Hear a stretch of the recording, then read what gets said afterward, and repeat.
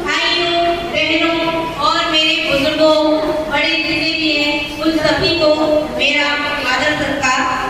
और आप जानते हैं कि आज का जो प्रोग्राम हो रहा है, महान संकल्प दिवस, जो हमारे बाबा साहेब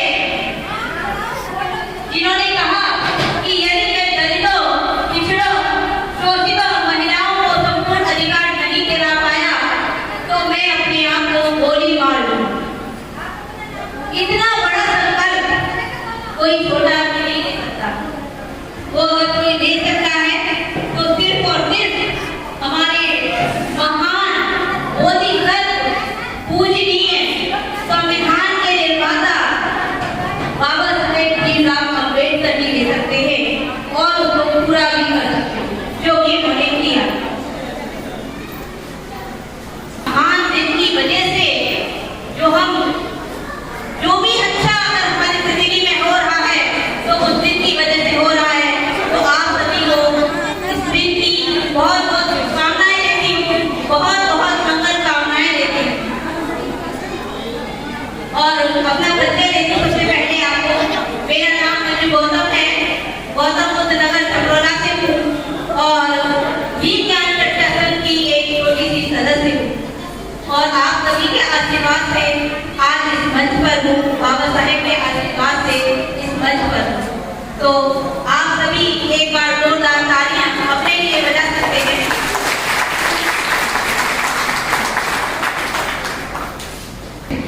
जैसे नौकरी होती है टीचर की, वैसा सब में जॉब कर दो, वैसा सब में जॉब कर दो। पावन क्या दरबार को आपने, पावन क्या दरबार को आपने दीप जलाकर आगाज कर दिया।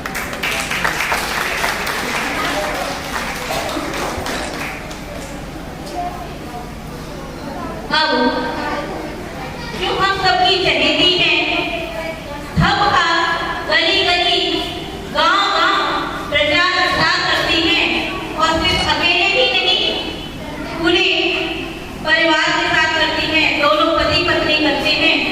मैं चाहूंगी कि वो आए और हमारे जो श्रोतागण बैठे हुए हैं, हमारी जितनी बहनें, साथी, सभी लोग बैठे हुए आए और अपने मुखमंडल से उन्हें इस तरीके के शब्द सुनने को मिले ताकि उनके मुखमंडल से कि हमारे जो श्रोतागण हैं उनका यहाँ आना सार्थक हो जाए।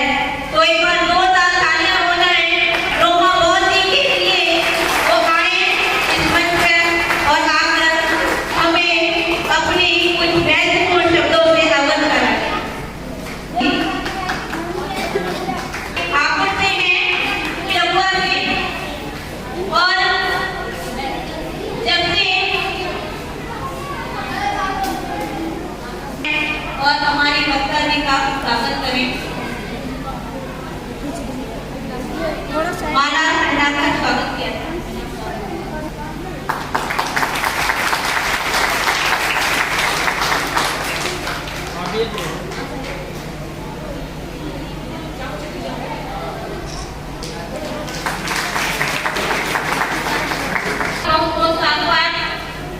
कि आपने मेरा इतने अच्छे से स्वागत किया। मुझे तो पता ही नहीं था कि मैं इस लायक हूँ। इसका श्रेय मेरे जीवन साथी अधिकांश बोध को जाता है, क्योंकि वो मेरी यानी कि एक औरत की कदर समझी।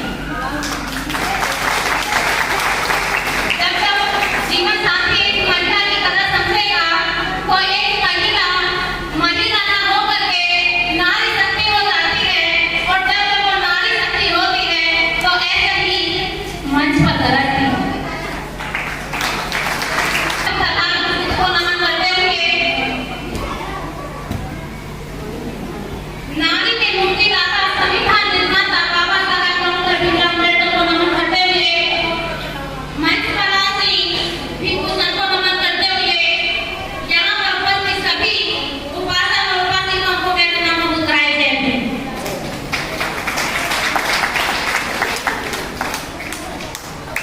इन महान महिला शक्ति को भी मेरा नमो मुस्कुराए जय भीम। जिस महिला शक्ति ने आज बाबा साहेब के संकल्प को याद करके 23 सितंबर 1917 के दिन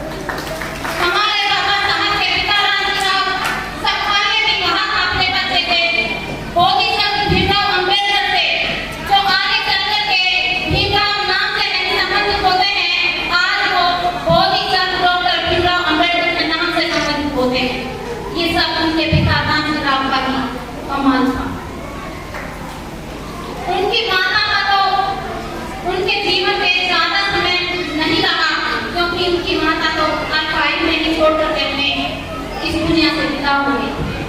लेकिन जब तक बाबा साहब के पिता ने अपने बच्चे को पढ़ाने की कोशिश की और पढ़ाया भी, तब तक बाबा साहब से पिता ने बस एक दिन तो बात दिला देते यार कि बच्चा, मेरे बच्चे तुझे बहुत बड़ा बनाना। जब बाबा साहब देश के विदेशों में पढ़ते पढ़ते पहुंच गए और बाबा साहब का अपमान वहां तक भी होता रहा। बाबा साहब बस यही सोचते रहे कि मैं पढ़ लिख करके बहुत बड़ा आदमी तो बन गया, लेकिन ये अपमान मुझे यहाँ भी नहीं छोड़ रहा। जब बाबा साहब विदेश पहुंचे, सयाजी गायकवाड़ जी के महाराजा सयाजी गायकवाड़ जी हैं, तो उन्होंने बाबा साहब को वजीफे की धनराशि दी और उस वजीफे से बाबा साहब दे दिए।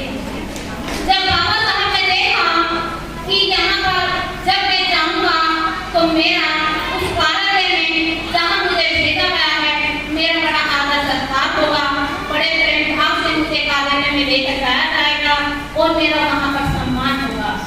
लेकिन जैसा बाबा साहब सोच रहे थे ऐसा बिल्कुल भी नहीं हुआ। जो बाबा साहब सोच रहे थे ऐसा बिल्कुल भी नहीं हुआ। बाबा साहब ने जैसे ही कार्यालय में कदम रखा तो कार्यालय में बैठे हुए जो ब्राह्मणवादी समाज था, बाबा साहब को देखते ही वहां से इकट्ठा कर दिया, उसको इकट्ठा करके एक तरफ डाल दिया। बाबा साहब ने देखा कि ये क्या हो रहा है। बाबा साहब आगे बढ़ते चले गए, कुछ नहीं कहा। आगे जाकर के देखा कि सभी ब्राह्मणवादी लोग भी होते वहां पर, सभी बड़े मान सम्मान से बैठे हुए थे और बाबा साहब को अपनी तीखी नजरों से घूर रहे थे। लेकिन बाबा साहब थे बड़े दूरदर्शी थे। बाबा साहब पहचान गए, समझ गए कि यहाँ भी मेरा मान पीछा नहीं छोड़ रहा है। लेकिन बाबा साहब तो बाबा साहब थे। बाबा साहब बढ़ते गए और बाबा साहब ने देखा, उन्होंने पहले ही प्लानिंग कर रखी थी कि जब भी अम्बेडकर आएगा तो इसकी कुर्सी सबसे पीछे होनी चाहिए। अपनी परिवार से बाबा साहब की कुर्सी में इसको सबसे पीछे डलवा दिया और बाबा साहब बढ़ते गए और अपनी कुर्सी पर जाकर के जब बाबा साहब ने बैठ करके चपरासी से फाइल मांगी तो उस चपरासी ने फाइल को ले जाकर के बाबा साहब की टेबल पर पटक दिया। बाबा साहब ने देखा और कहा कि ये क्या है, अरे ये क्या है। तो बाबा साहब से उस चपरासी ने कहा कि क्या है, आप एक अछूत हो, अगर मैंने आपको फाइल सही तरीके से बताई तो मैं आपकी अछूत हो जाऊंगा। तो बाबा साहब सोचने लगे कि मैं पढ़ लिख करके बड़ा आदमी तो बन गया, लेकिन मैं सम्मान की जिंदगी आज भी नहीं जी रहा। बाबा साहब सोच रहे, फाइल में काम किया और बाबा साहब ने इस फाइल को उठाया और धड़ से जमीन पर पटक दिया।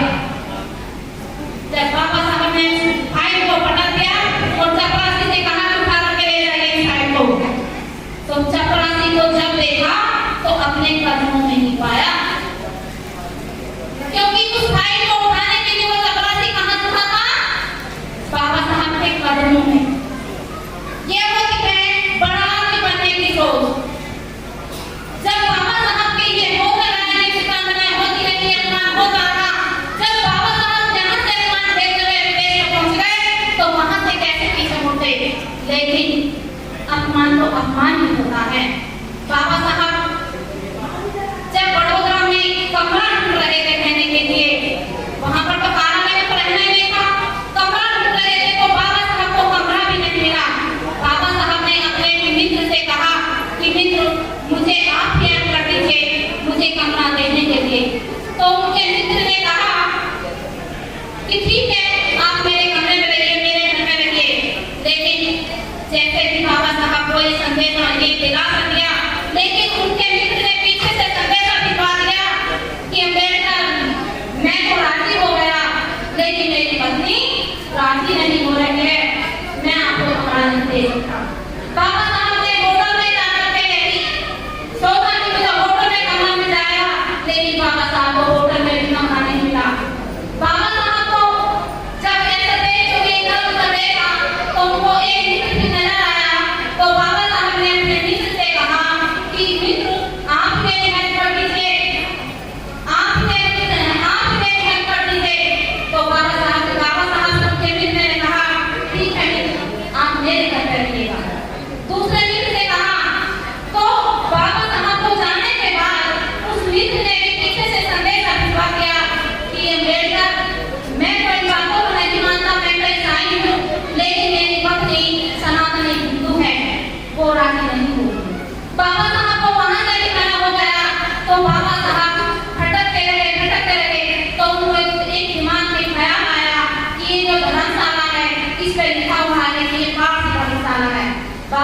ने सोचा कि शायद मुझे यहाँ कमरा मिल जाए, रहने के लिए जगह मिल जाए, और जो मैं वादा करके आया हूँ महाराज से, गांधी महाराज से, शायद मैं यहाँ रह करके पूरा कर सकूँ। लेकिन बाबा साहब को वहाँ का अपमान मिला। तो बाबा साहब ने सोचा कि मैं इतना के बाद करूँ, हो सकता है मेरे को कमरा मिल जाए। बाबा साहब ने वहाँ के जो चौकीदार था उससे कहा कि मुझे रहने के लिए कमरा चाहिए। तो उन्होंने कहा ठीक है, लेकिन मुझे आप बताइए कि आप हैं कौन? तो बाबा साहब ने कहा कि मैं महान हूँ।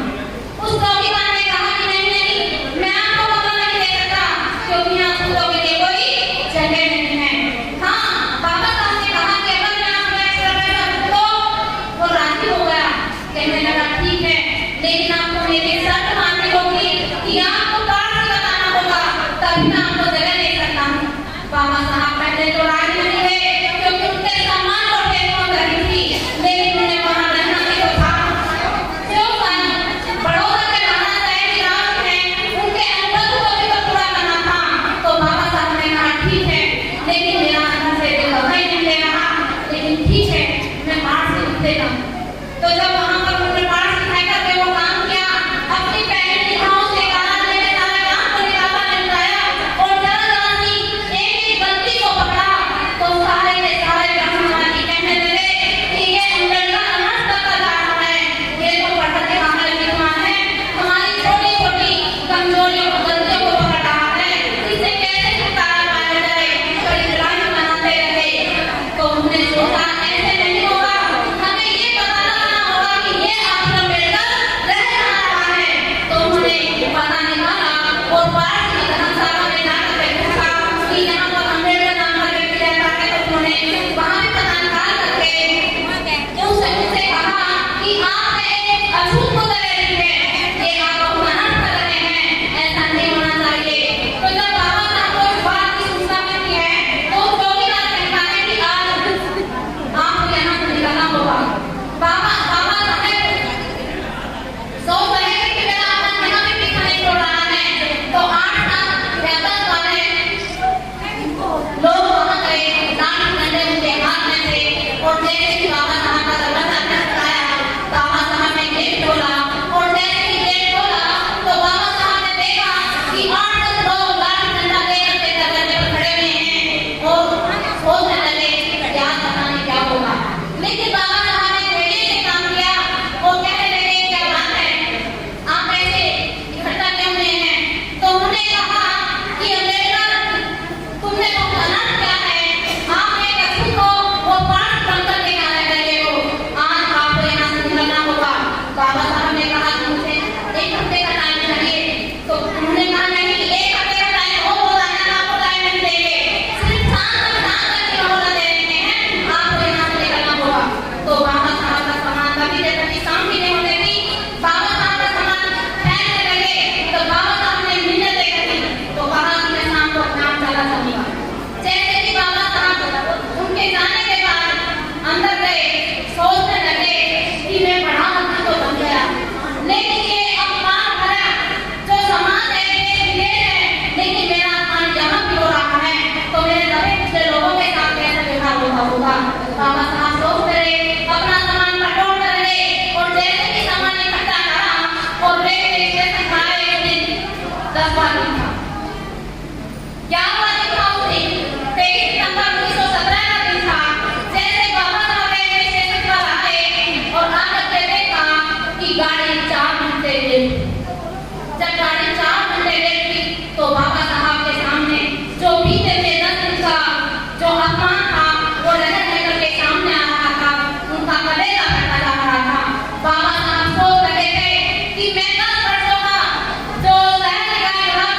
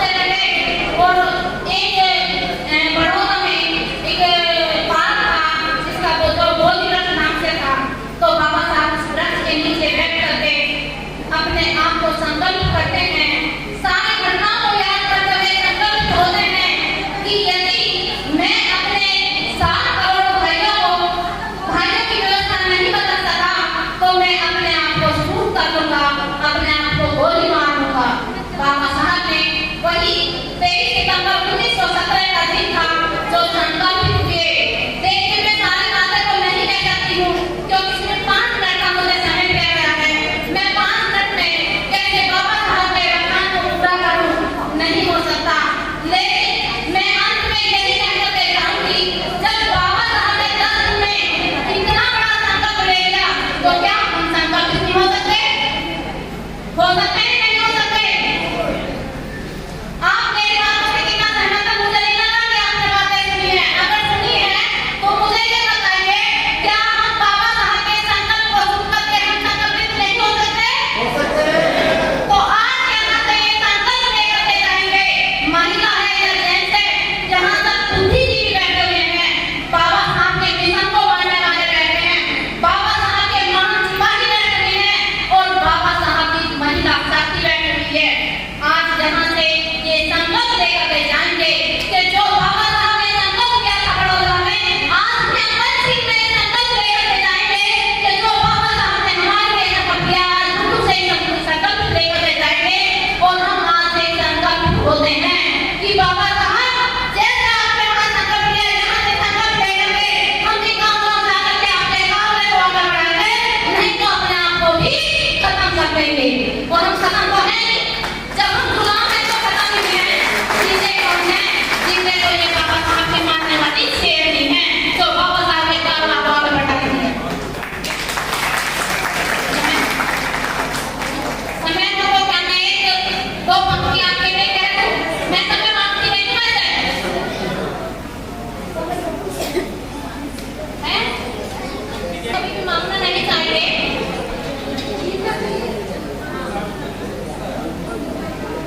जो मैं गीत के माध्यम से वो बताऊंगी आपको। मेरी